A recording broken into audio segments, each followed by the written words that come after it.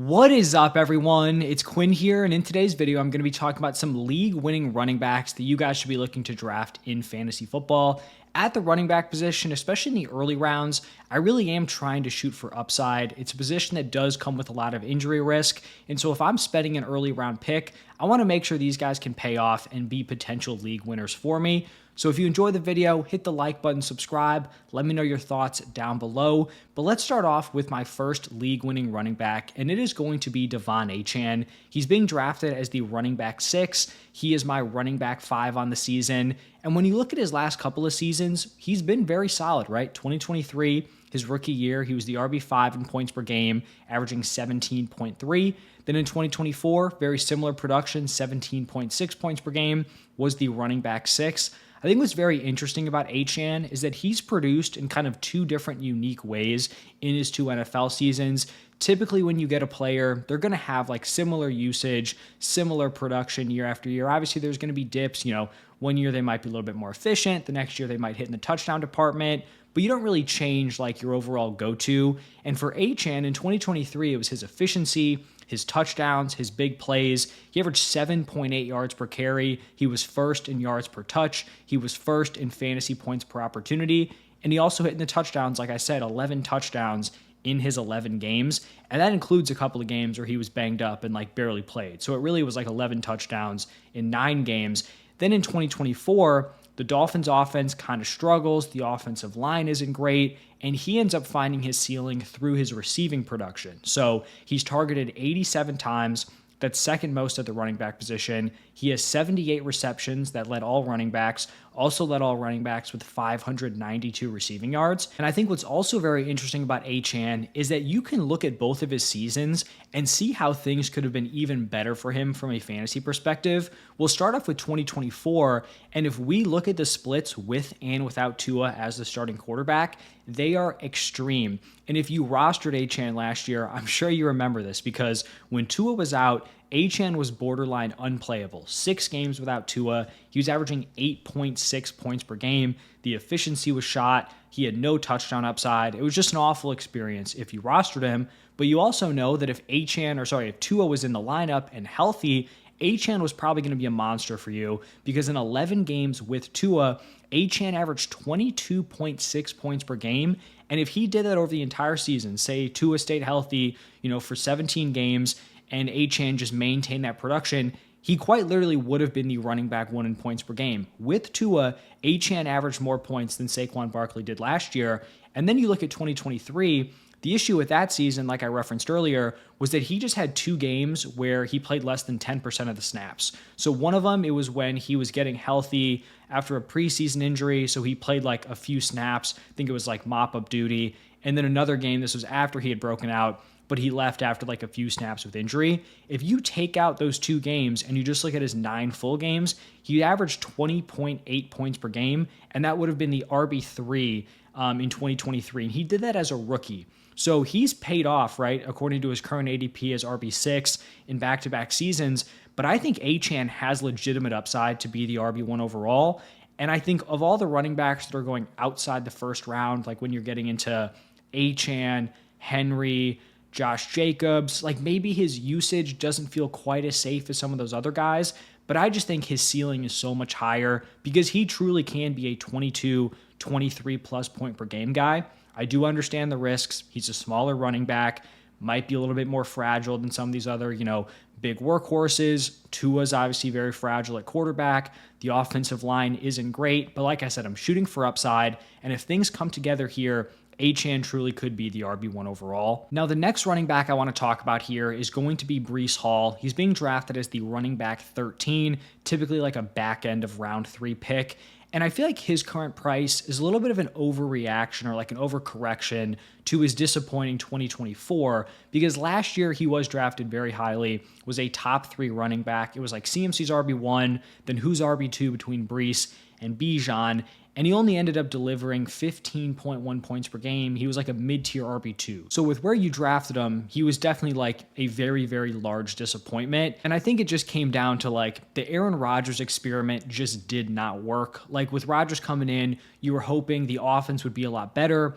Breece would hit in the touchdown department. He'd also, improve in the efficiency department because the teams don't have to gear up on the run game. You don't have like Zach Wilson at quarterback where you just don't respect the passer. And it just didn't happen. Like the touchdowns didn't leap. He wasn't a more efficient option.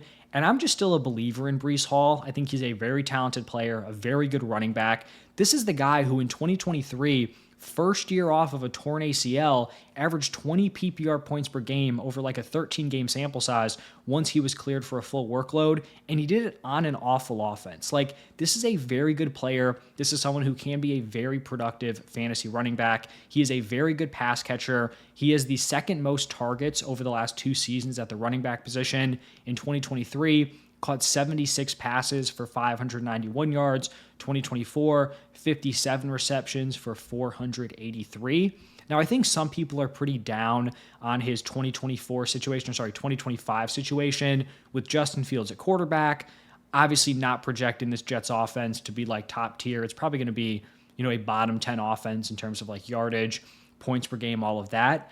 But I don't think this is like an awful situation here for Breece Hall. I'm not going to paint it as like an amazing situation here, but I think people see Justin Fields, they see a mobile quarterback, they think, all right, he's not going to check down, he's going to vulture touchdowns near the goal line, and Fields has actually been very willing to check down throughout his career. You look at his long stint as the Bears starter, like in 2023, the Bears were 11th in targets to running backs, and he had like a really bad running back room without a lot of pass catchers. His running back room was Roschon Johnson, Khalil Herbert, Deonta Foreman, and Darrington Evans, and the team was 11th in pass attempts to those guys. The Jets need people who can make plays on offense. You have Garrett Wilson at wide receiver 1. I guess you have Allen Lazard as wide receiver 2, and then it's just pretty much nothing on offense. Like Josh Reynolds right now is listed as a starting wide receiver. You have Mason Taylor, the rookie, like listed as their starting tight end. This is a truly awful group of pass catchers, and so they're going to need Breece Hall to get involved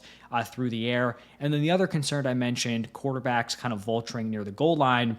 Justin Fields is nowhere close to like a Jalen Hurts, Josh Allen level vulture. Now, Fields is a better runner in other areas where he has like true like game-breaking, big play upside. He can rip off these 40, 50, 60-yard touchdown runs that maybe a guy like Jalen Hurts or Josh Allen can't, but he's not the guy you're tush-pushing every single game to try to get those like cheap gimme touchdowns.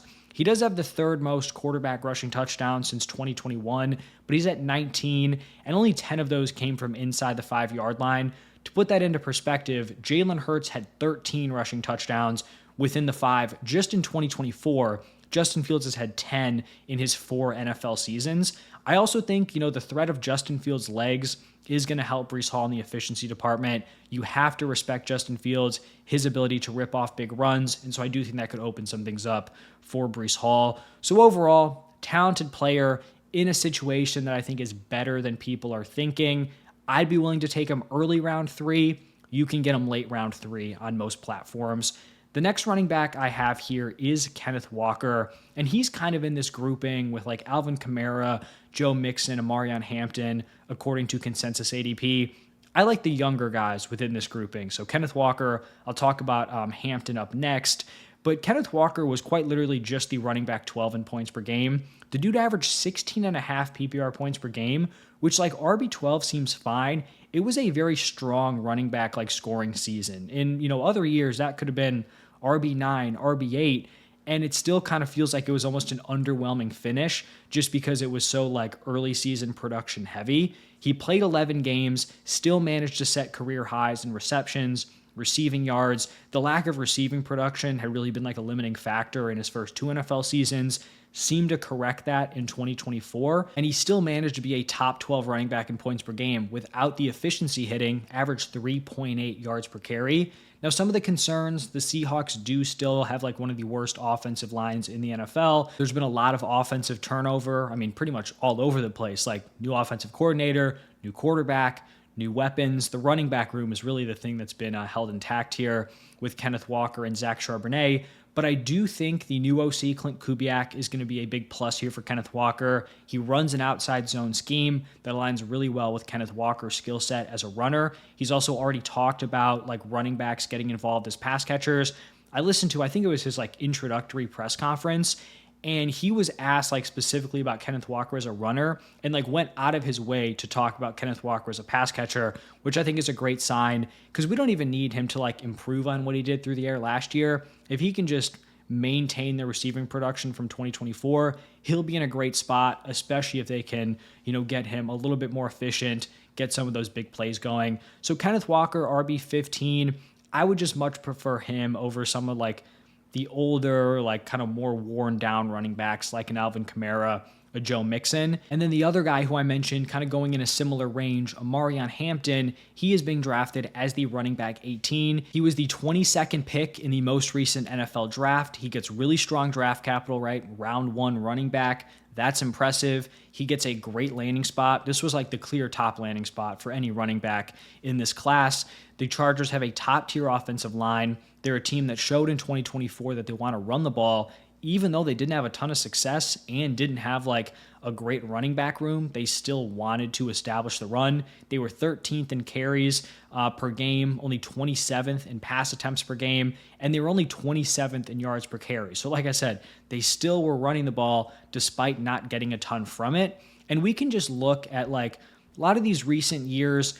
These round 1, early round 2 running backs have been very solid bets in year 1. So this is going back to 2018. These are all running backs drafted either in round 1 or the first 10 picks of round 2, just to kind of get an overview here, right? Some guys going earlier than Hampton, some guys going a little bit later. So you can see in green, you have the guys who have been RB1s in points per game as rookies. You have Saquon, 24 points per game, RB3. That's obviously, unicorn production, and he was the 102. You had Jahmyr Gibbs, RB8, Najee Harris, kind of a similar pick range, RB6.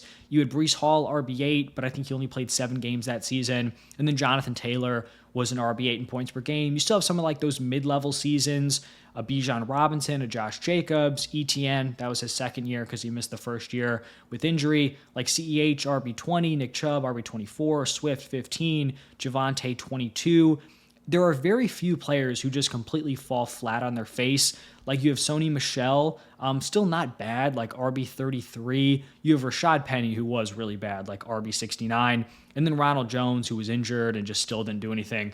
3.4 points per game is pretty awful here. But I think what's also interesting about these younger running backs and just rookies in general is that typically they backload their production. So early on, this might be kind of frustrating, right? Sharing a backfield with Najee. Najee has the NFL experience. He's been a volume sponge. This could certainly be a gross, kind of unfortunate, frustrating committee early on. But I think Hampton has the upside to really break out in the second half of the season and be a league winner. Like you think about Bucky Irving last year, obviously very different in terms of like, draft pick situation, all that stuff. But Bucky kind of, worked his way into the offense throughout the first half of the season.